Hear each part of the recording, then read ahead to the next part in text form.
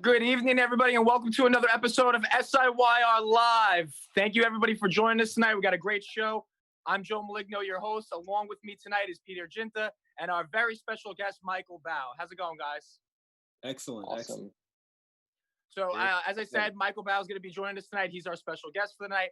Michael, why don't you do everybody as an introduction to yourself, so let them know who you are, what it is you do. I will say Michael is a great guy. He has joined the YRs, the Staten Island YRs recently. He's a very involved person, very active. Man knows what he's talking about, knows his stuff. And the big thing is he is someone who, Mike, if it's okay, I could dare say, but he's part of the walkway movement. Michael used to be a Democrat, and he has, he has seen the light, as it were, and come to the red side. He's taken the red pill, as it were. But instead of taking it away from him, Mike, why don't you do a better job explaining yourself than I do, all right? Excellent. Yes. Thank you, Joe. I appreciate the welcome. It's been a long time coming. I've always had a perspective that was different than most of the people around me. When you grow up in a certain community, the way I grew up in a hood. People call it a hood. Inner cities, Stapleton, Park Hill, Fort Greene, Brooklyn. To be a Democrat is what is expected of you. I remember the first time I spoke to my mother and I asked her what it was. She just said, Republicans are for the rich, Democrats are for the poor. And since we don't have anything, we're Democrats. That's all I understood. So let me, introduce myself a little. My name is Michael Baugh. Very humble beginnings. Growing up from the age of 0 to 8, we were homeless. My mother was on drugs, sleeping on trains. It was just as bad as it could possibly get. My education suffered. A lot of things suffered. So I understood poverty very early. I understood, being a third, fourth class citizen, dealing with addiction from my mother, seeing her go through that.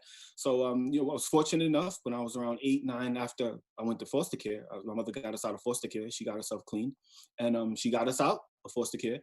And, Christianity, the church was her new drug. So she forced us to be in church every Sunday. So, growing up, I dealt with a lot of racial injustice. I would say now, looking back, I think I created most of it. honestly. I had a worldview that was directly reflective of those around me. So it was hate the cops, F the cops, can't trust these people because they're Caucasian. You can't trust these. It was everyone was against us. And I identified with that struggle. I was outspoken and I wanted to speak up. And as I look back, I realized that I acted very suspicious. Police officers' job is to police and keep themselves alive and protect people. And I would just, what are you looking at? Like the cops say something, I suck my teeth instead of, yes, sir, how are you? Thank you for your time. And I've learned that over time to be understanding once I've gotten to mature. So I say all that to say this, growing up in African-American culture, everyone in my household was brown skin. I was the only person who was fair skinned. So my mother's brown and my sisters are brown and my brother and my nieces and nephews are brown. I identify as a black male, but my father was Puerto Rican. And I didn't really know my father growing up, like a lot of, young men from the community I grew up in. So I identified, I put on the cloak of, yes, Black power and strength to power. And I still believe that to a degree, but to me, real power is, understanding what this country is built on. It's built on equality, justice. It's not about being divided. It's not about fighting each other. It's about disagreeing with each other, unifying as a country, and basically, being what we're supposed to be, which is, in my mind, patriots. We should love the flag. And I didn't understand that. As a matter of fact, I couldn't identify with the flag. I didn't know what it meant. The first person in my family to graduate high school, graduate college, get multiple degrees, travel around the world, over 30 countries. So my worldview changed. And as it was changing, I saw my circles changing. I heard Snoop Dogg say this one time. He said, life is like an elevator. The higher you go up, you have to let people off and let new people on. And, I felt myself getting to a point where I couldn't see eye to eye with people who didn't share the same experiences. They were still stuck in victim and poor me. And I was like, yeah, this happened to me. I had a lot of horrible things happen, seeing people get murdered in front of me, rapes, all different drug addiction. But I'm not going to stare at the wound and just talk about the pain of it. I'm going to look at it and say, this is a badge of honor. How do I move forward from that? And that has always put me at odds with, the Democratic, I guess, establishment or people who subscribe to that. Because if you're not a victim, if it's not for you, it's, okay, accountability. And then if you're taking accountability, then you're not, part of us. It's always somebody else's fault. So I guess let me, start there. So I got a bunch of degrees. Currently working on my law degree. So I'll have that in, 4 to 5 months, God willing. Very nice. Very nice. So I'm a father of 2 kids. I have 2 kids. My son is 4 years old. I have a 1-year-old daughter. My wife is Italian. So from the side that I grew up on, Stapleton, Park Hill, the hood, whatever you want to call it, I am completely an anomaly to them. Not only do I not, my complexion is not exactly what theirs is. My wife is an Italian. I've traveled the world. I'm a Republican. But in my heart, I still have that mindset of what it means to be in a struggle, to know it, to see injustice, and to see what it means to be a person of color in America. So I just tried to, and I don't want to go on too long, I try to sow, and I said this earlier to you about sewing the flag together. I'm a big believer in we're a growing nation. We're constantly finding a way to grow and evolve. And in that growth, there's a change and then there's a pulling away. Who was it? Jefferson, the blood of the tree of liberty must occasionally be refreshed with the blood of patrons and tyrants. So, there's a necessity for blood. There's a necessity for, for things to kind of, separate, to come back together. And I feel we're at that stage and we have a huge reckoning, culturally, racially. America was born with a birth defect. I think I heard Condoleezza Rice say that once, of division racially. But that's not who we are anymore. You can make the argument that systemic racism exists, and it does in a lot of ways, just by osmosis, just by being around and just having certain things in place that are directly reflective or reminiscent of the past we come from. But as I stated, my mindset is not the person to stare at the wound. It's the person to look at the wound and say, I've learned from that. Now, how do I help other people avoid that. And I found myself at greatest odds when I'm around people who find, you know, they champion their suffering. You know, we have a lot of people who, you know, are fortunate. Like I grew up in the projects. I'm from the hood. You know what I mean? Like I can walk with any circle of people from whatever, and then I can have a conversation, a real one. But I know what that is to be in the projects. But this is 2020. The projects have air conditioning. They have cable. You know, what do you mean suffering? This is a great nation where you can, if you don't have money, you can go get money and then get supported and use that support to build something, to go somewhere as it's supposed to be, instead of people who live off of, you know, the system completely. So I guess I'm ranting a little, but I want to say thank you for allowing me to introduce myself, say a little bit. I have a lot on my chest. Mm-hmm. So, yeah, so you know, I mentioned I'm a father.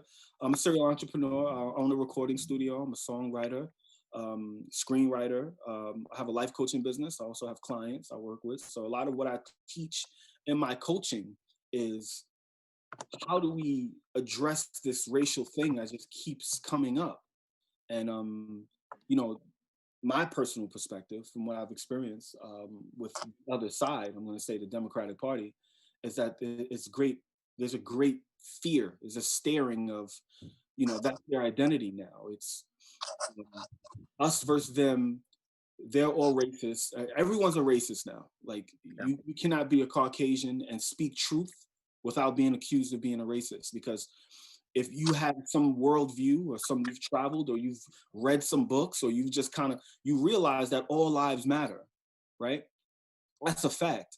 But I think some people misinterpret you know, I had a friend of mine, he asked me years ago, he said, how do you feel about Black Lives Matter? I said, I love the term Black Lives Matter. And he looked at me, so you support it? I said, I don't understand the organization enough to support them, but it's catchy. Black Lives Matter to me. My nieces and nephews are Black. My mother is Black. That, it matters to me.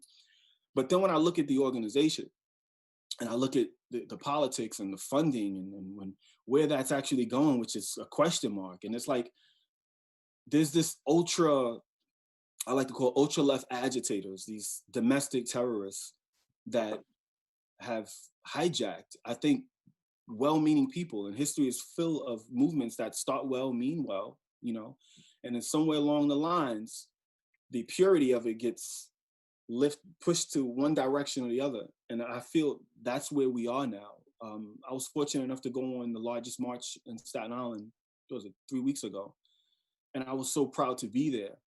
You know, as I was there, I was thinking to myself, I'm looking at signs, and I don't agree with a lot of the signs that are up, but I do agree with history. When I look at Nelson Mandela and Dr. King and Malcolm X, and you know, one of the things Malcolm X said, we need someone like a Trump. If you really study Malcolm X, he talked about how we need someone like a Trump who's outspoken, who says exactly how he feels, and is unapologetic in his imperfections. That's what I admire. Like when I look at Trump, I see a grandfather. You know, I think of his grandkids. I think of what kind of guy he is around his grandkids.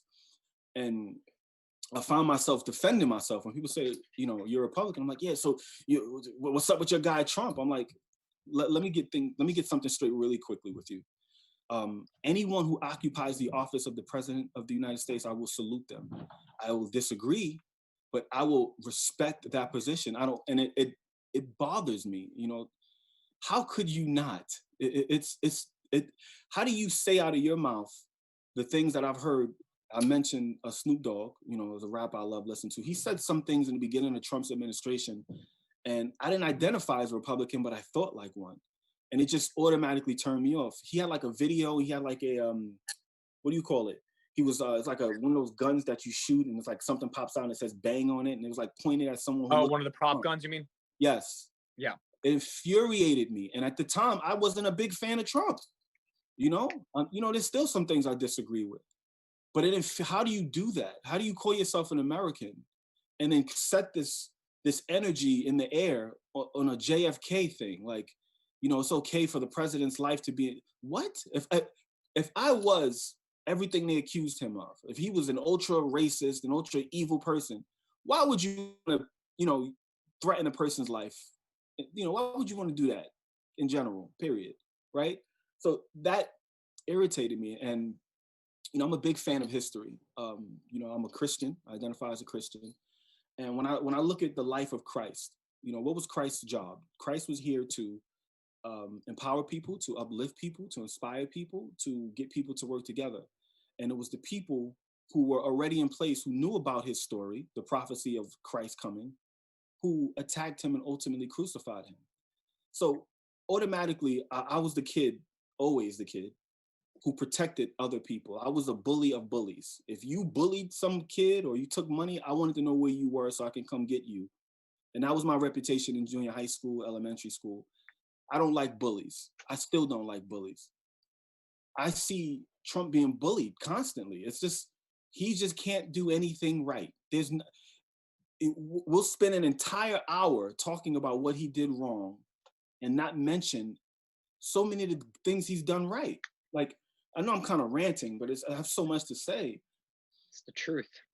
No, well, you listen, just like Peter said, I don't think anything you've just said is anything but far from the truth. I mean, I think the last thing you just said is probably the biggest point, is that they will go off on 15 talking points of everything that he's done bad in an hour segment, but they won't go over the 30 good things that he's done or anything.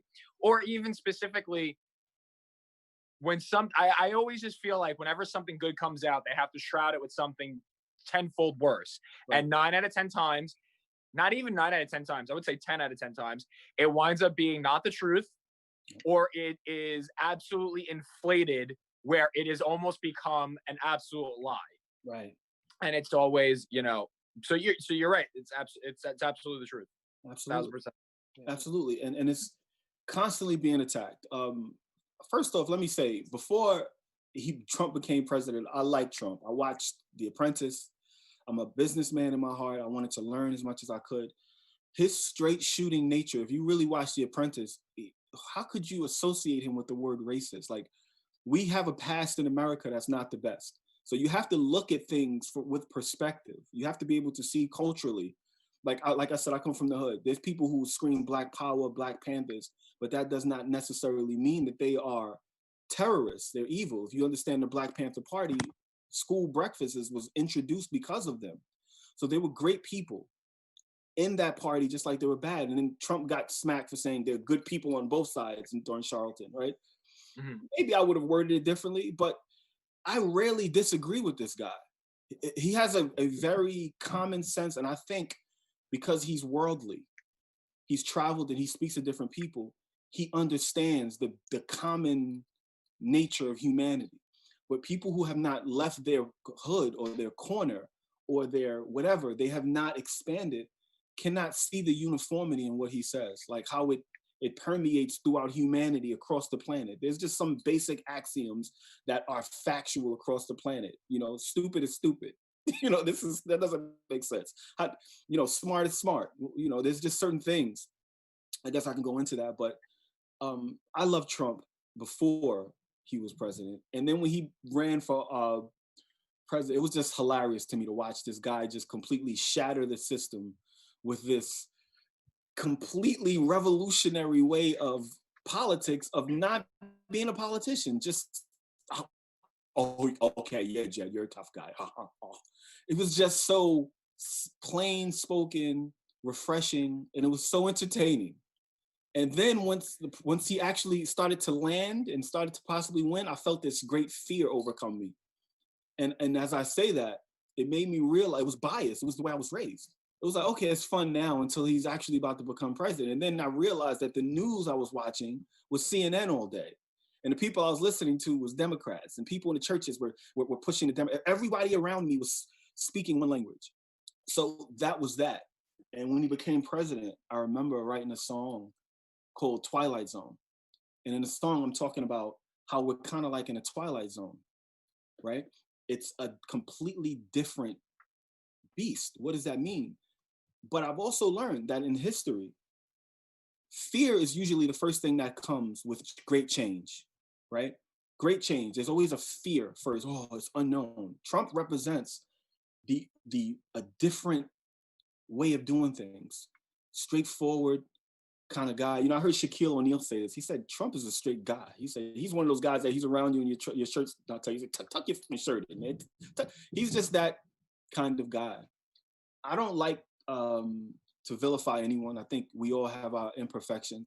I like to focus on the silver lining in people, you know, and I see a lot of great potential in our commander-in-chief. And I'm going to focus on that. Now, when there's some issues, I feel like we need to address it. I do think, clearly, without a doubt, this racial thing, there's merit, but the direction is being propelled into from these, I would say, ultra-left agitators. It's destructive. This whole statue, you know, I said this to you before we went on. It's you literally offend people by breathing in 2020. Right, truth. You offend people by being a man. You offend people by saying how you feel. You offend people by having thoughts. You offend people by walking and talking. So the best thing you can do is go into a closet, close the door, be quiet, and pander and just nod your head. And I'm just not built that way.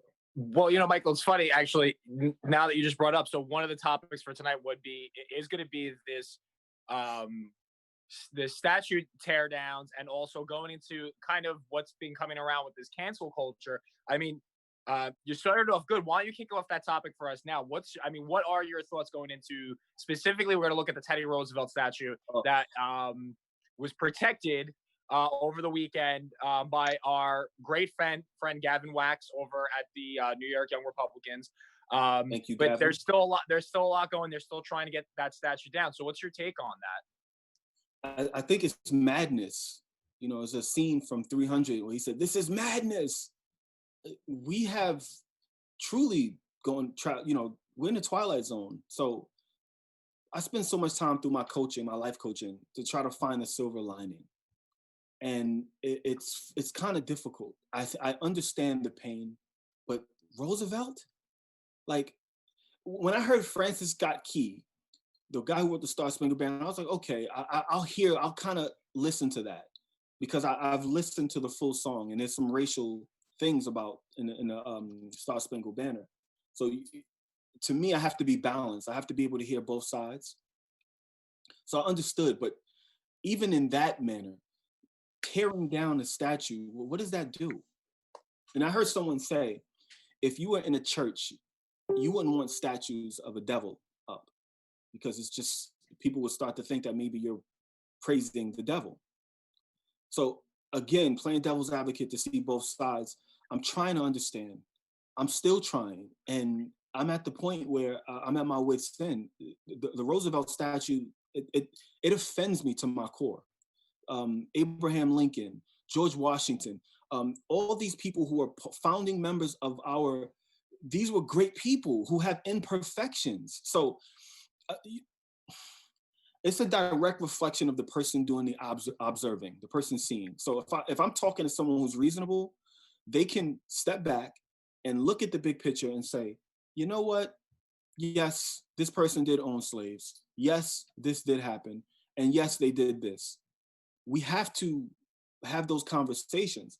But when you destroy, I believe, when you destroy a Roosevelt statue, or you want to pull, I feel like it pulls us in a direction where I don't know. I just feel like it's un-American. And, you know, what does that mean to be an American? To be an American means equality, justice, you know, freedom of speech. I think we should have dialogue, but that angers me to another level past dialogue, to pull down a statue of Teddy Roosevelt. I admired the man greatly. I'm a fan of history, and I didn't have a father figure, so I had to create father figures in history. And he was one of them. He was one of those guys Tupac would say, I would measure my manhood by. He's, you know, when Tupac first learned to rap, he would listen to Ice Cube, he would listen to other rappers, and he would say he didn't have a father. So he was one of those guys. And I get a little choked up thinking about what he did in his life, and how he lived his life, and how through his imperfections, he was trying to balance, you know, the times with, you know, being a little more progressive and trying to push. You know, it angers me to summarize. I'm very frustrated. I'm very angry, and it's getting past the point where it's community. It's just conversation with me.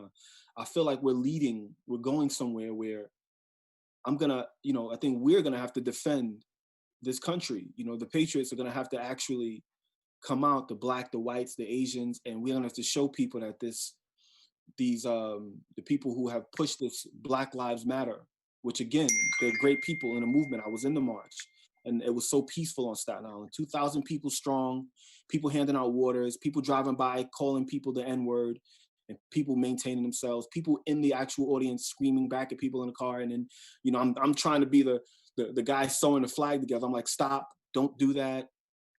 Just keeping the flag together. We have to preserve the union. We have to find a way to make that work.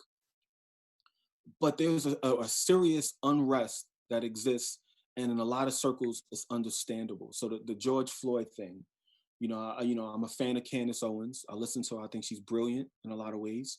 Some of the things she said about George Floyd, not only were they accurate, but I still felt a little offended in a sense. She started off by saying, hey, you know what?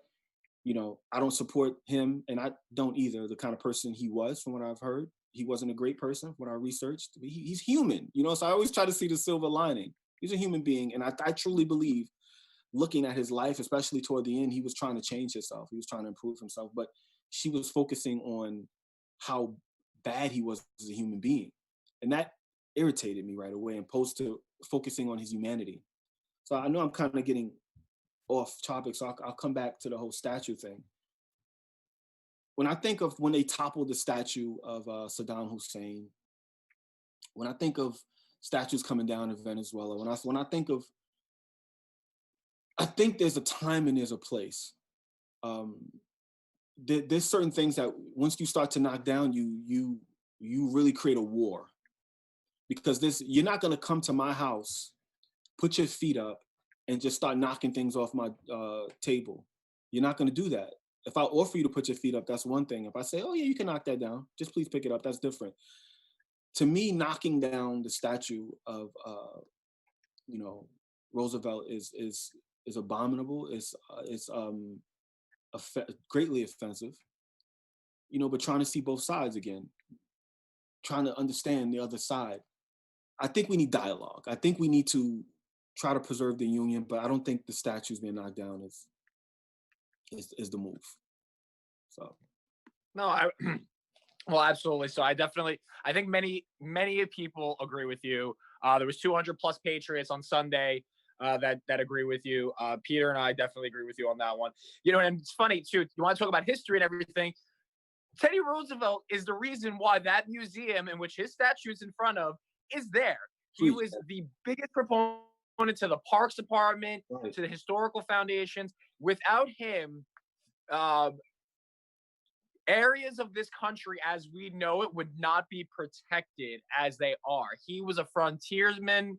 He was very big on history, very, very big on land preservation and things of that nature. And that is exactly why museums like the Museum of Natural History are there today. I mean, the Roosevelt family is still a big proponent of the foundation, which is actually funny because there was an argument being made that even the Roosevelt family wanted the statue taken down, so they made it seem as though it's proper. Even the family wants down because they realize that he is, quote unquote, a bad man. However, what they're not realizing, these people, the Roosevelt family that came out to say it, was not actually Teddy's family.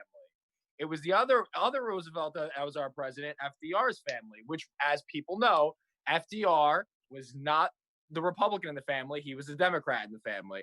Peter, me and you were having this conversation about the I'm forgetting off the top of my head, but what do they call? What's their their official title? So the Teddy Roosevelt's side of the family, those are the Long Island, yes, Oyster Bay Roosevelts, and then the FDR Roosevelts are the Hyde Park Roosevelts. But still, yeah, you made a really good point there. I mean, I think the way that story was initially sold, I forgot who reported it first. It might have been the New York Times. I really don't remember, but it made it seem as if the Roosevelt family had given permission for the statue to come down, and they really didn't offer much context. But I think context being the key word here. I think in most cases, you have people pulling down statues of Andrew Jackson. They want to take down Mount Rushmore is now under attack. George Washington, Thomas Jefferson, and then you got Teddy July is Roosevelt. under attack itself. Our Independence It's Day, basically anybody. But I think really what it comes down to, though, is people don't understand the context. They don't want to understand the context. They don't want to understand the history, the story behind it. And it goes back, I'll even touch on Christopher Columbus, who I think before, Christopher Columbus was really the first target of cancel culture, I think. And I think back to 2015, I think it was, 2016 or 2017, when there was a move by New York City to take down Peter's the Columbus fact statue. checker to his ear right now and let him know that he's wrong. I'm trying to remember back, but I do remember the Italian organizations in New York City were pretty much against the statue coming down. And really what it came down to was the country. I think there's a lot of criticism that Christopher Columbus gets, and I'll briefly talk about it because it's not something that I think, we're hearing all these other statues that are coming down, but Christopher Columbus really, I think, was the first one. People don't understand the history of Christopher Columbus. I think they know kind of what the abbreviated version of what they learned in elementary school, and then what they hear from their liberal professors in college, that Christopher Columbus was a colonizer who killed people because of, with the diseases he brought over, and all these other things.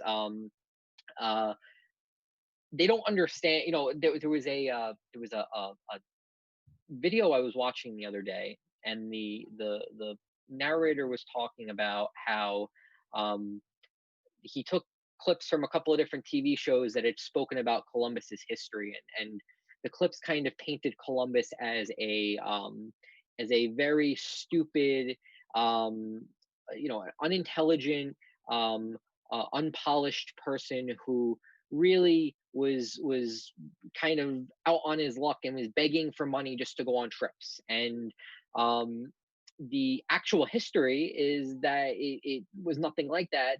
Columbus was going off of the one of the things they said was that he was so stupid that he didn't know how to read the map of where he was going, and that's why he ended up where he ended up. And it's funny because this particular video, the clips that they referenced, talked about how Columbus had actually taken maps from other cartographers at the time who had shared similar beliefs as Columbus about the layout of the world at the time. I don't want to get too much bogged down into the specifics, but I think that the media, especially in recent years, but television in general, I guess I'll say, has really painted Columbus as the opposite of who he really was. Right. Columbus really does deserve credit for discovering the new world. I mean, him, Amerigo Vespucci, Leif Erikson, they all deserve some of the credit there. So to go and to attack somebody that you want to make up your false history of it without really knowing all the details and take it down because of stuff like that, to me that doesn't make any sense. But Columbus was really the first one. I think Thomas Jefferson, George Washington. I saw there was a Black Lives Matter activist that had posted on Twitter about how we should remove all of the statues and depictions of white Jesus because that is not an accurate depiction of God. And I think it's crazy. I mean, I think religion, though, our image of God is what we personally believe it to be.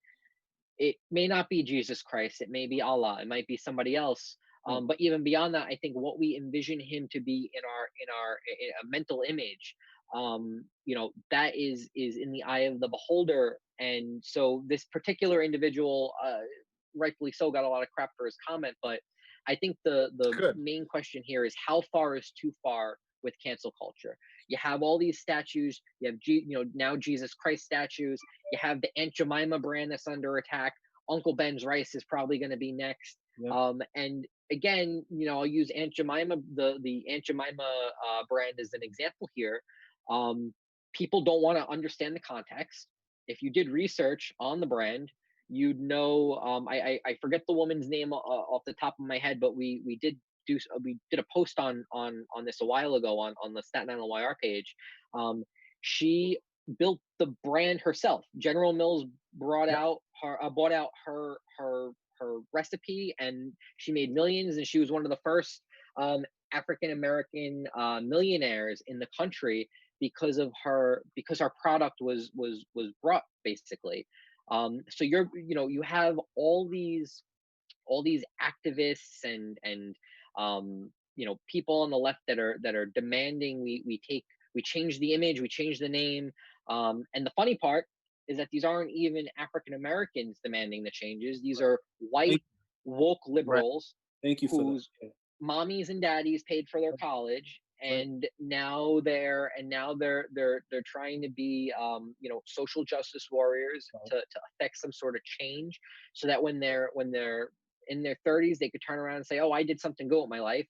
Exactly.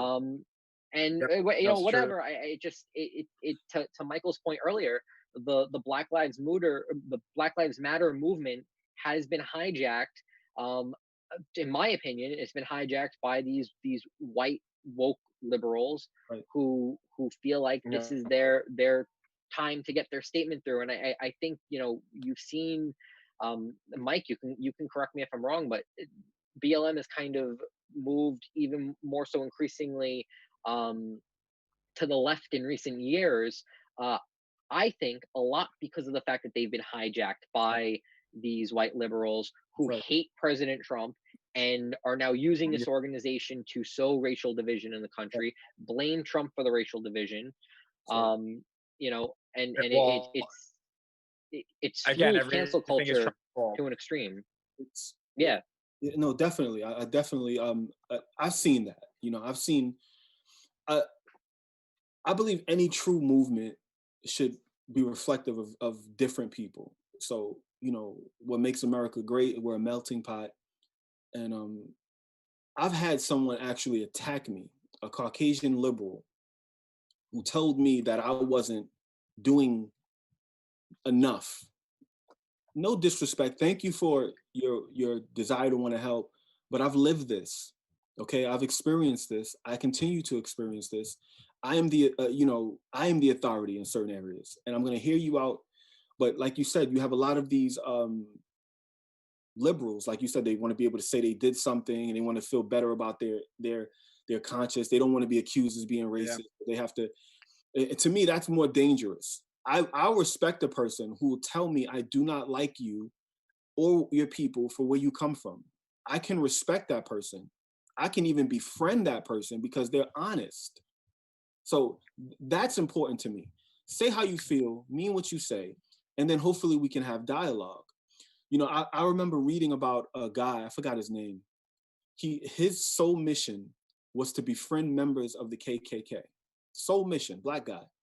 Because he knew once he befriended them that they would have to violate their oaths and the things that they, and he was able to take, I think, over 25 robes, Grand Wizards and all these other people, out of friendship. We have to remember the examples before us, the Dr. Kings, the nobility of the Thomas Jeffersons and their imperfections, and the Theodore Roosevelts, and even the Christopher Columbus. So there's an argument for both sides. Definitely, there's this. You can definitely, to be an indigenous person and to have the people who are in this country die, be murdered, however you want to call it. There is a stain. We cannot just look past that. But we also have to look at that and then look at this. So yes, if I was to stare at anyone long enough, if I would stare at anything, I'll see imperfections. A $100 bill is very attractive, but if you look at it, you'll see rips and maybe there's dirt on it, but you're not seeing that because you're just like, oh, it's $100. Ooh. So we need the time to appropriately and properly reflect the whole white Jesus thing. I grew up in a church. I'm fluent with the Bible. Okay, I read the Bible. I have the books memorized: Matthew, Mark, Luke, John, Exodus, everything. Right? I have them memorized. And there's a scripture in the Bible that talks about Jesus' skin being bronze and his hair being like wool.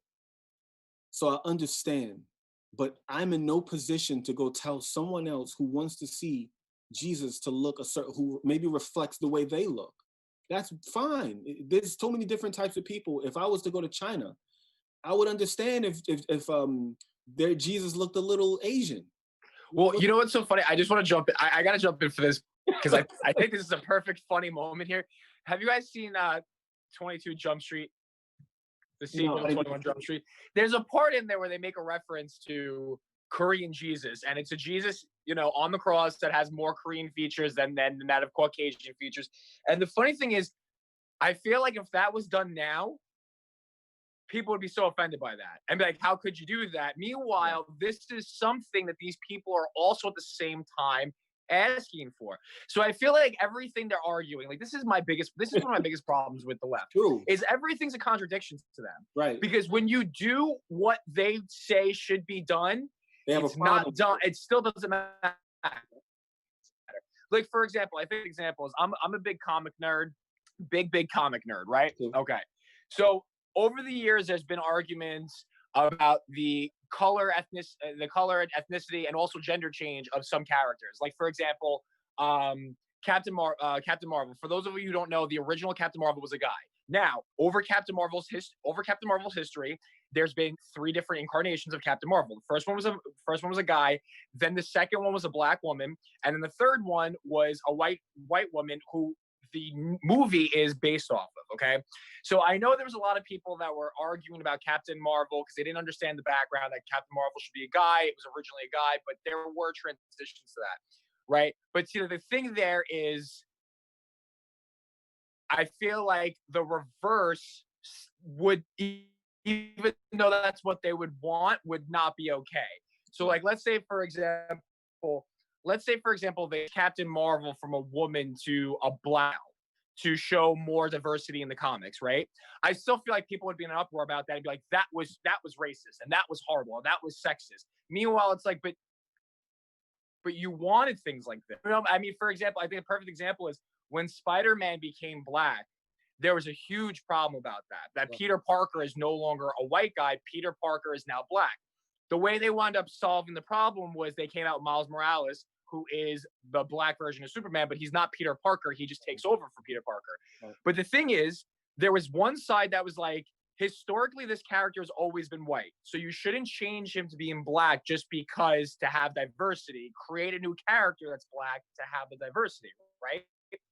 But that's what they wanted. They wanted you to take a white character and change him to being black as if, nothing there. But if you did it the other way, let's say take a black guy out and change it to an Asian or change it to a Spanish person, it would, can't do that. Can't do that. Forget about it. Or take it from a man to a woman or a woman to a man, cannot do it. Yep. Absolutely cannot do it. So again, everything is it's a big contradiction for them.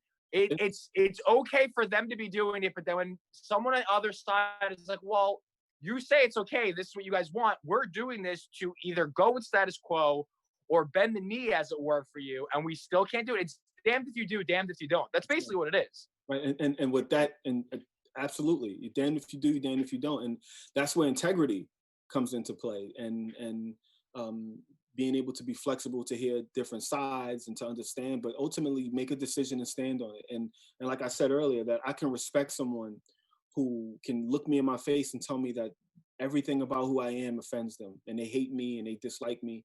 And I can respect that because there's parts of me I don't like either. So I can even agree with them. And I think when you have those conversations, you build bridges.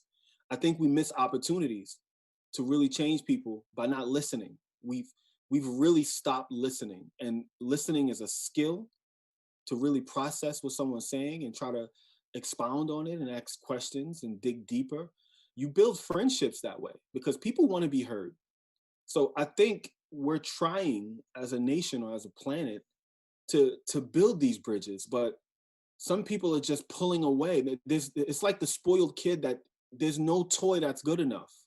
It's just, you cannot do anything. You know, I have a 4-year-old son, and I've decided to crack down on him. He has more toys than anything. So I'm taking away 99% of his toys. He has 1 or 2 toys now. That's it. And we're going to go back to scratch. I wanted him to be flexible and have things and be opinionated, but now he needs discipline, order, right? Order. And in a culture where everything is free, you know, we're so fortunate in this country. Like, we can just have things, and then we can just have access, and then we can just say what we feel, that we stop trying to understand the other side. It's just about our emotionalism, about how we feel and what we think. And that's beautiful. But thoughts and feelings, they evolve. You know, you mentioned something earlier, actually before we came on, about, you know, things you've done when you were young. You look back like, oh man, I wish I would have did things a little different. I believe in 2 or 3 years, I'm going to look back and say, maybe in this interview, I should have wore a shirt and tie. We're always going to look back and say things could be, and that's the opportunity. That's an opportunity. And to be flexible enough to say, you know what, let me change and let me grow and adjust and adapt. But when you want to throw stones at the establishment and you want to break the glass just to see it break, you know, one of my favorite movies is what Heath Ledger's The Batman. What a portrayal. Portrayal of the character. And he said to Harvey Dent while he was in the bed with half his face burnt off, he said, I'm the person, you know, I'm like the dog chasing the wheel. I wouldn't know what to do once I caught it. He just likes chaos. We are living, I believe, in a time of those jokers. Literally, we have jokers in the street, and they will not be happy with anything. They just want, again, in that movie, he mentioned there's some people who only will be happy when things are burning. They just want things to burn. Some people just want to see the world burn. That's right. And other people like myself, my goal is to put the fire out. So I'm naturally at odds with these people. And at the same time, as a coach and someone who has a background in being a counselor, leadership counselor, working with the fatherhood program of Staten Island, I'm on the front line every day. Every day. And I see the victimhood, I see the suffering, I see the pain. My goal is to try to put that fire out. And a lot of times I've caught in flack. You know, they say, be careful about the life you save. You know, every good deed.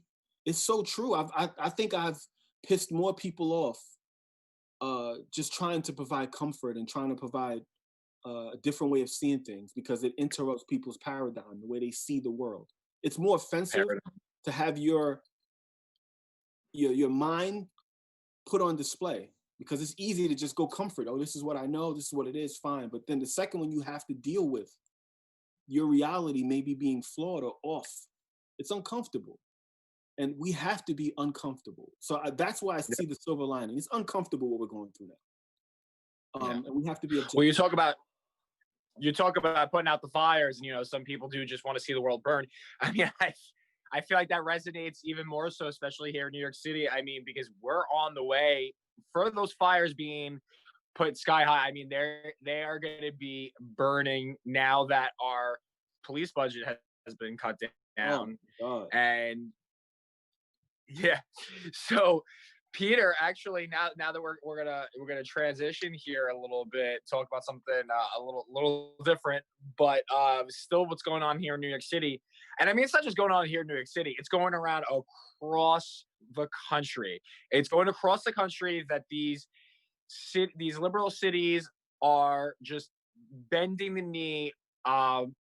Game of Thrones reference for everybody as well. Just, you know, shout out to GOT. That, you know, we you know, I'm gonna be like Jon Snow. He wouldn't bend the knee, so neither am I. I mean, he did bend the knee eventually, but I'm not going to falter and bend the knee. But what I will say is that other cities around the country are absolutely doing exactly that. They're trying to have these reforms that it's just, they're only doing this to cater to the masses, to the protest, breaking down to it. And here in New York City, we were the first to really have it break down. I mean, I know Minneapolis passed to have their police force disbanded, but that really wasn't a full-blown disbandment. That was just more of like, we're just going to limit the size and the ability of what they can do. But New York has, it's not actually a full $1 billion, I don't think, but they're marketing it as a $1 billion cut in their budget. So Peter, yeah, I'm gonna have Peter bring on this because Peter has more of a background to explain specifically what just happened. So go ahead, Peter. Yeah. So if you're familiar with the city council budget process, I mean, I think a lot of the money that was going to be cut, when you talk about defund the police, I think it means two different things. It means one thing to the politicians, it means another to the people on the street. Again, doesn't have any context. You hear defund the police, they tend to think it means we're going to shut down the police department. That is not what it means. I don't think any sane elected representative, and I know that it is hard for some people to believe that the Democrats have a little bit of sanity, but any sane elected person would never, ever, ever vote to disband armed law enforcement in this country. You mentioned Minneapolis earlier. Yeah, they disbanded their police department. They're gonna come up with some other solution that'll replace it. I'm sure it will involve armed officers because Minneapolis is a large city. The irony of it, it's like what they said in Chaz. We don't have a police force. We just need guys that have guns to protect and uphold the civility, aka police force. Yes, so New York City. There was a guy who was standing at the border of Chaz. The borders that they made from Chaz, right? So he was standing guarding the border, and someone came up to interview him, and he was like, "You guys have people like that have that are armed at the borders protecting the borders." He's like, "Why do you have that?" So the guy said, "Because the armed guards uphold the laws and like the rights of everybody here in Chaz." And so a message popped up on the thing going, "Upholds law, protects people equals police." Because the guy was like, "Yeah, we don't have a police force. We just have guys that walk around with guns that do the same exact thing police do." So it's a bit. But Peter, I digress. No, you're fine. I mean, so really, my point was, Minneapolis. Despite this, some of the elected officials there, it looks like they've hired private security. I guess shuffling back to New York now, defund the police does not mean disband it. I think in a city like New York City, the size and how at risk we are, I think 9/11 really cemented how much of a target we are to evildoers. We need a police force, and when you understand the structure of the NYPD, there's a lot of different divisions that don't just focus on policing in the community, but focus on counterterrorism, focus on ensuring that our ports of entry are secure, assisting the federal government in doing those jobs. So the NYPD really has a large set of responsibilities, and I think separate from a traditional crime fighting definition, and this is where kind of the attention has gone these days. The NYPD is also responsible for traffic enforcement. They're responsible for school safety. Pretty much the jobs that most other, you call 311 about a noise complaint. The NYPD is coming out to respond to those quality of life calls because those are the jobs that they've been handed, and they're doing things like that. And whether you agree with them doing them, those functions, or whether you think it's a waste of time or you think, okay, great, that should be what they're doing. I think it just kind of highlights the huge array of responsibilities that this agency has. So $1 billion, about $1 billion, I think it was 900 and change in the end, it defunded from the NYPD. It equates to a number of things. I think most importantly to the average New Yorker, 1,100 cops off the streets as a result of this. And if you've been watching the crime rate the past 3 weeks, from the start of the protests, and I think since it's kind of wound down, those mass gatherings, crime has shot up. Right. It has shot up. We're talking we're talking rates that are more than 150% than where they were last year. I'm going through Joe Borelli, Councilman Joe Borelli has been posting every day, almost every day, Yes. the number of shootings happening in the city. This one's from 5 days ago. I was trying to look for the most recent one, but this one's from 5 days ago. There were 18 shootings in 9 hours, in the span of 9 hours. In that week, a year ago, from that week, there were only 14 shootings. So they're already well above, where we were last year. I think there's a number of factors that contribute to it. The criminal justice reforms, notably bail reform, that was passed in the legislature last year, went into effect in January.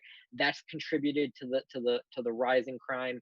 You had over 1,000, maybe even more than 1,500 Rikers Island inmates that were released due to the coronavirus, because the system figured they were at risk of getting COVID. So they were back out on the street. I think there was a story in the New York Post a couple of weeks ago that said a very high percentage, more than 50% of people that were released ended up going back because they committed a crime within days of being released. And then now you have protests that have gotten violent. I think, in the beginning they started out as principled and peaceful protests, and in the span of days they've turned into violent. Yep. You saw the looting, you saw police officers being attacked, you saw random people on the street, reporters being attacked, buildings set on fire, gas stations set on fire. There was a Wendy's that was set on fire in Georgia. Statues that are being pulled down at these protests, building storefronts and statues defaced with spray paint. And it's unfortunate. My favorite one is that CNN guy that was standing in front of the building on fire. He goes, "Guys, I just want to let you know, they've been mostly peaceful here. Meanwhile, It's the biggest blaze I've ever seen. I mean, the building behind you is on fire. Mostly peaceful. Mostly. Yep. I mean, it's crazy. It's disappointing. It's a stunt. It's really disappointing because the protests I went to, the three on Staten Island, I believe were a model of what protests should look like.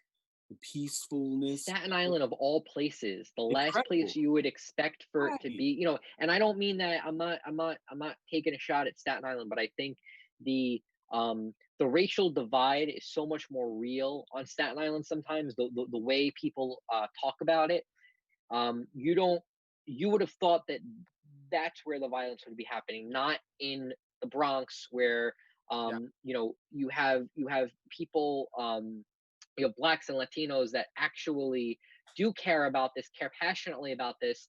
And then and I'm not saying that it's just white people that are hijacking it. I think there are African Americans. I think there's Latinos. There are extremists in every racial area, but they've taken control of the airwaves for this movement, and they took control of the protests, and they turned it into trying to you look at some of the stores that got robbed in Manhattan.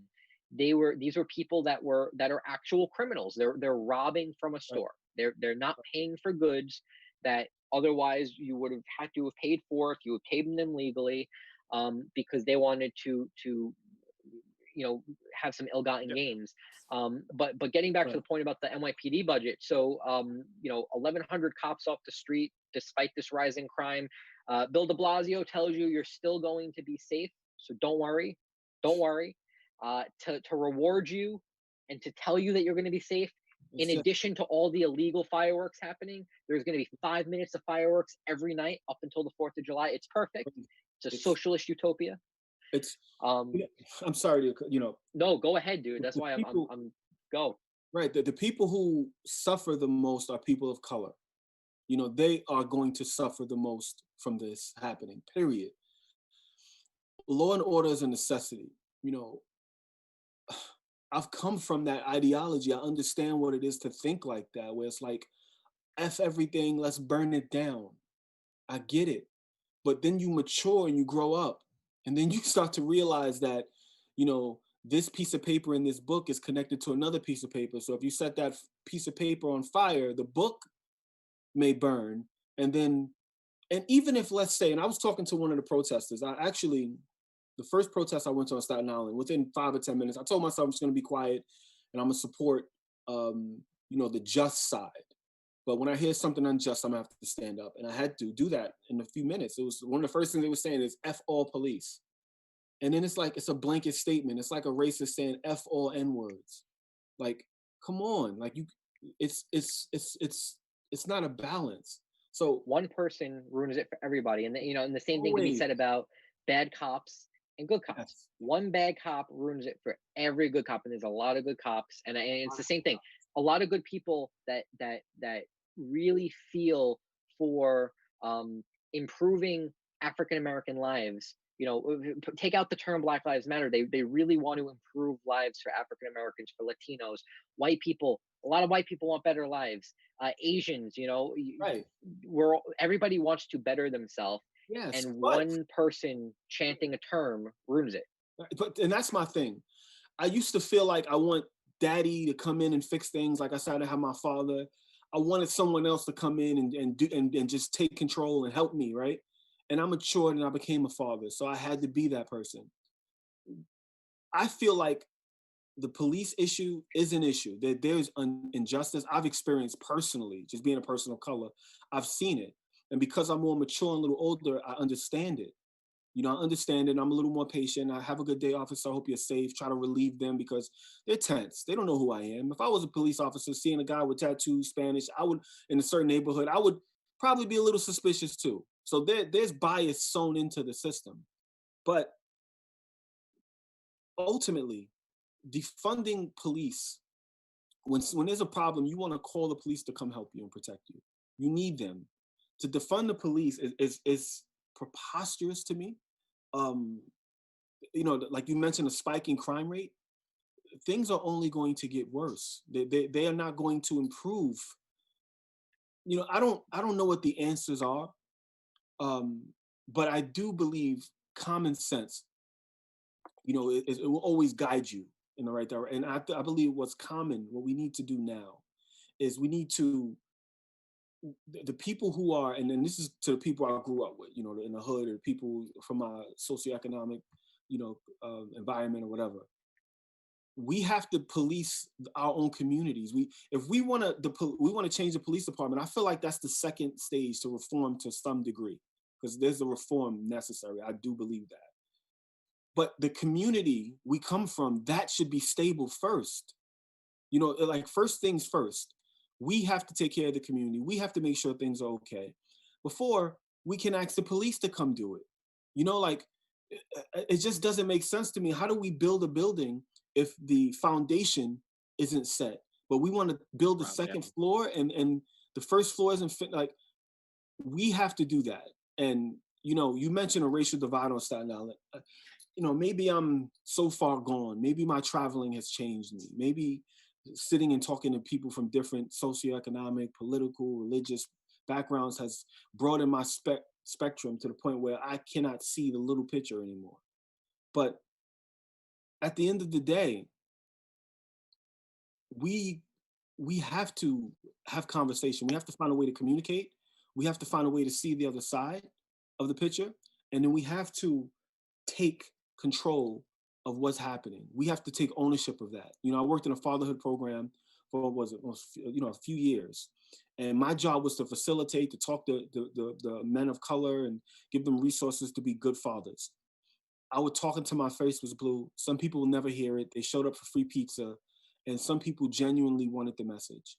I working with young people as a leadership counselor, 17 to 24, teaching them leadership skills and taking ownership of their community. One of the first things I did was, we were walking into, when I was working at the, as a youth, a leadership developer, a counselor, they would walk in the church, walk out the church, because it was inside of a church. And I would say, how do you feel about the community? Like, it's always dirty, there's a problem, everyone's talking. I said, let's get up and go clean it. He's like, what, are you kidding me? I'm like, no, let's just go clean the street that we're on now. you know, and everyone thought that was a great idea. We went, cleaned the street, came back with bags of garbage, put it in the garbage. A few days, it was there again. So what do? Go clean it again, or do we call someone and start to get in contact with people in our community for them to come clean up, to have accountability? That was a problem for the people who ran the organizations. They didn't want people accountable. These Democrats don't want accountability, in my experience. They want victims. They want people who feel horrible so they can go to them and say, help me, you do it for me. We need ownership of our environment. It's no one else's fault. It's not the boogeyman. There are racist cops. There's injustice. There's all these things, and I'm not trying to make that small. It's a big thing. But I've trained my brain to focus on the silver lining and find solutions and accountability, because that's the only thing I can control, what I do. And hopefully I can influence people to take control of what they do. And then that's how you change things, by cleaning your community, working on the people if you're asking police officers to, because I do feel as though police officers do need to be more accountable for other police officers. You know, I have a lot of police officer friends. You just have that guy who was picked on in school. He has a badge now, and he just has a chip. He just has a problem. Maybe his girlfriend liked the black guy or something. You know, there's issues that are happening, on top of the fact that their police officers are asked to do 1,000,001 things. Like, it's ridiculous how much they're asked to do. So we have to factor in that. But we also have to take ownership of our own community. If things are in place and people are focused in their education, and you know, there aren't young mothers having children at 13, 14. My mother's first child, she was 14 years old. Like, there's no wonder she never really got to college. My sisters suffered the same, issues. It was like a generational curse, and I was able to break it. I'm going to finish my education. Oh no, you need to get a job first. Okay, I'll get a job too. But the Malcolm X talked about an education being a passport to the future. If you're not educating yourself, if you're not building yourself and building those around you, you cannot blame someone for coming through your community and treating it the way you treat it. If it's trash here and they come through here, they're going to treat it like trash. That's not justifying racism, but come on, take ownership. It's like the signs. Every day when I go to work, I pass a sign that says, drive like your kids live here. And it's the same mentality. Treat it as if it was yours, right. Just yours, and other people will treat it the same. It really is. Look, the whole thing, I found it pretty ironic, and I'll touch on this. I really don't like targeting specific elected officials, but Debbie Rose specifically on the North Shore. And there's a lot of Democrats that did this, and it bothers me so much that they've caved in to the radical left demands of defund the police, because there were a decent amount that supported it, but the city council budget. So bear in mind, this budget now, 2020, takes away 1,100 cops, or over 1,100 cops. In 2015, the city council budget then included funding to add an additional 1,000 and change cops. And at the time, Melissa Mark Viverito was speaker, and she's definitely, she was one of the up and coming progressives in New York City politics. The quote that the Democratic majority had given at the time in their press release announcing the budget was that the budget items that were passed, which included that money that was saved to increase the police force, was a terrific reflection of, and I'm quoting, a terrific reflection of the city's priorities. So at one point, crime fighting was actually important. Keeping our streets safe was actually important. And somehow, 5 years later, we've kind of gone awry from that. And Debbie Rose, I mentioned her specifically because she supported that budget. She supported an increase to the NYPD. 2018, Debbie Rose again supported a budget increase for the NYPD because she supported, she wanted there to be more officers in their sex crimes unit. 2020, Debbie Rose was one of the main deciding votes that got this budget passed. I think she was 26. She was the 26th vote. She was the one that made it become official, officially passed. So, and there were a considerable number of Democrats that voted against it, the still sane ones, I guess, that realized taking away this much money away from the NYPD, notably the number of cops, would have a pretty huge impact. But separately, I mean, we're talking, and this is something, Mike, that you might wanna talk about too. Yeah, Um, definitely. the school safety division is now coming out of NYPD, which, in my opinion, I looked at this like it's a kind of a foolish thing to do. You want, I'm I'm a public school student my entire life, elementary, middle, high school. So for me, having a person with a badge at the door taught me to respect them. It taught me to know that they are somebody I can go to if I need help. But I think more importantly than that, it kind of, you know, school safety agents were always kind of the friendly, they were your friends. They were never the harsh authority figures like the dean um that would kind of break you back when you were doing something that wasn't exactly right, or if you were late to a class. But the school safety agents were the ones that joked around with you, and despite the fact that they wore a badge, they were somebody that you, for the most part, got along with. At least that's my take on it. And I feel like taking school safety agents out of the NYPD's purview and put it in, I think they're talking about they would be basically wearing the same uniform they wore back before Giuliani added them in the 90s to the NYPD, which is basically a blazer and a white shirt and pants, your typical security guard. It takes away that Authority. yeah, I guess that sense of authority, like, hey, this is somebody I can go to if I need help, but that's also somebody that's going to make sure the rules are being enforced. I at least that's my take on it. I don't know if any of you guys went to public school, but Yeah, that's just my take. yeah, I definitely want to, pick up on two of the things you said. So to kind of piggyback right off of the school safety thing, I've spent years volunteering in schools, talking to young people, all ages, elementary, junior high school, high school. I find my greatest enjoyment with the youngest kids because they still can hear you. They can still, that's new information. At a certain point, they kind of make up their mind. And I grew up, like I said, in the worst conditions. If there was a bottom, I was under that.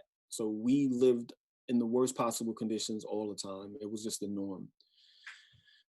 One of the things I strive for was education. I was always curious. I wanted to understand things. I wanted to change the conditions that I saw in my family. So one of the first things I would beg my mother was to get me into a different school because it was horrible. PS 78, all of these schools in the hood are the worst schools. And you mentioned school safety. I didn't have that experience with my school safety people. The school safety, and again, this is looking at both sides. The school safety people I dealt with were typically dismissive, mean, and angry. Matured now and older and going into the schools, I seen that they were overworked, tired, and unappreciated. And then they had to deal with some of the worst people. It's amazing how you get perspective when you mature and you can see both sides of the spectrum, whatever you want to call it. So yes, there's a degree, and I've had some great school safety officers who were kind at times, but they were so busy being busy and underfunded and underappreciated and underpaid and under everything that the conditions, again, to quote Malcolm X, he talked about how the poorest people go to the poorest schools and you have the worst teachers and then you teach the worst education and then it's a cycle. It just continues. There's no way out because the worst is making worse and more worse. And then half of the time these kids in the schools, their parents, I can go on and on about this, the stories I've seen with these young people. It's a good point. Honestly, your perspective really is, I think, you hit on something. You went to PS 78. I went to PS 32. Two different sides of Staten Island, South Shore, North Shore. It goes back to how both, we had this conversation, Mike, you and I think earlier today, and maybe we had this in the past too. The two sides of the island are so different, but really we all have the same desires. You know, we all want to pay less taxes. We all want better roads. We all want better schools, ironically. But I think you hit on a really good point there of you had a much different experience than I did. Yeah. But and even what you just said, rational people and people who can think want those things. I've experienced a lot of people who do not want better schools. You know, I love my mother to death, but education was not her priority for me. You know, it was survival. Some people, like I said, they just want things to burn. You'd like to think common decency across the planet, and I've seen a lot of it. People are generally the same, but then you have people from the community I come from who are completely detached and disassociated, disconnected, disrespected. It's just a lot of disconnect. The families that of these kids at these schools are drug addiction and all these other abuse and father coming. It's sad, but I think you're right when eye level, most common human beings, okay, want those things, but people who have been victims of pain and racism and rape and injustice, they've found a comfortable space in their hatred. There's a comfort in this anger of this being, marginalized, just being downtrodden on. So I can understand that. In terms of Debbie Rose, personally, she's such a sweet woman. She is. I really genuinely love this lady. I would hug her, if I was next to her. She's just such a sweet woman. And I've given Debbie Rose a hug. I'm not gonna lie. She's sweet. She's a very nice woman. I love you, Debbie, if you're listening. But it's difficult at times to have integrity, especially when you hear a bunch of people screaming at you. I was talking to a friend the other day, and he mentioned Hitler. And I told him I read Mein Kampf and I study Hitler and his brilliance and his egomaniac. There's goods and bads across the board. It's easy to feel like you're doing the right thing when you have a auditorium screaming, yes, yes, yes. So I say that to say this, not to justify any of his actions, but to say you feel like you're doing the right thing when enough people are telling you to do it.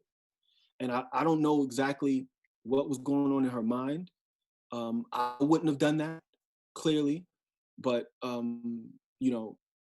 I understand the people who she's talking to and the people she has to deal with and the people who are in her ear and the people who are so disconnected.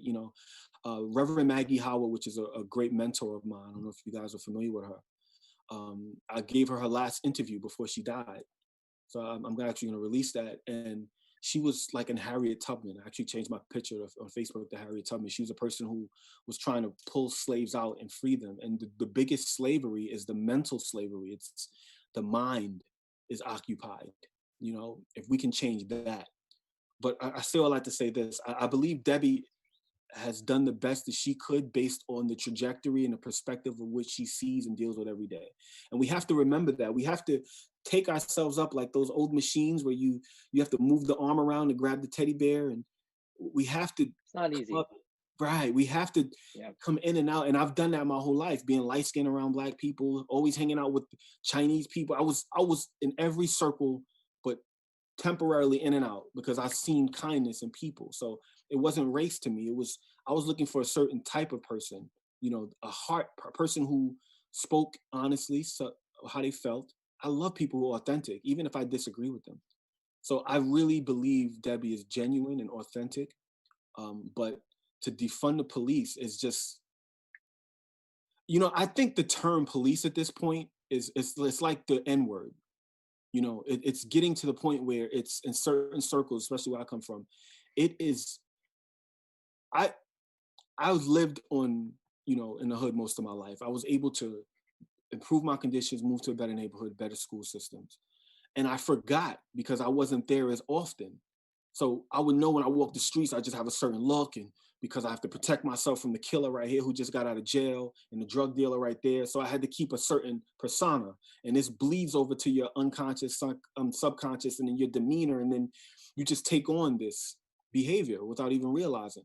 I was detached to a certain point where I would start saying hello to police officers because I realized that they're working hard, they're respectful. I started making friends with police officers, and I seen human beings.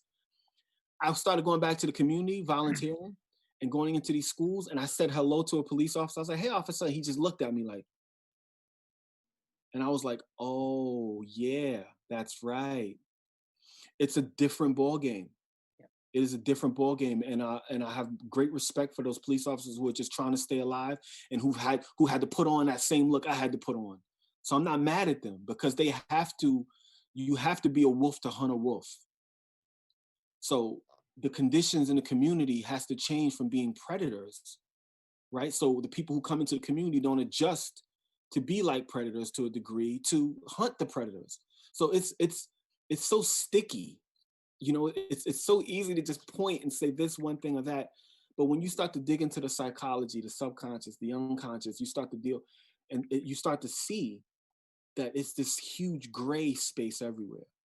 With all that being said, I try to identify with some of the greatest people that have ever lived and try to learn what they've learned. You know, I'm a big fan that if you read a book of someone who was 80 years old, their memoirs, you gain 80 years of experience. So I try to study those people, and it's unanimous across the board. It's all about compassion, kindness, forgiveness, justice, order, okay? Virtues. We do our best to try to live by these virtues of courage and dignity, right? It's difficult to take this and apply it to something when you don't fully understand. So I think we just have to find time to try to understand why people do what they do, protect our position, but be flexible enough to adjust to that. So I don't want to get too far off, but No, but it's honestly, it's a good point. It all goes back to context. I mean, context, understanding other people, understanding their story. I think that helps out a lot. You know, we had just now we had a good conversation. I had one experience, you had another experience, yet we found common ground where, you know, again, we still have things that values that we share. You know, I think that's very true on Staten Island. But you know, I'll say one last thing, and then I know Joe wants to wrap up. Yeah. The we're we're at a junction in the course of our city. I think Bill de Blasio's legacy is garbage. It's not. There's no repairing it at this point. I was having a conversation with somebody today, and I said, "Well, what does he care anymore? What people think? He has no political future. You know, any actions that he's taken at this point to put his wife into a position." Which she's chaired a few of these advisory committees. It's to further her own political ambitions, in my opinion. But I think he's really given up on his political future. Didn't work out for him as running for president. Certainly, he's not going to run for Congress or anything else. The Lord.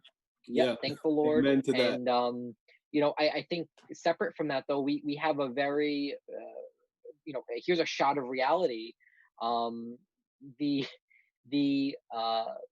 election this year in November is important. You know, I would say to Democrats, go out and vote.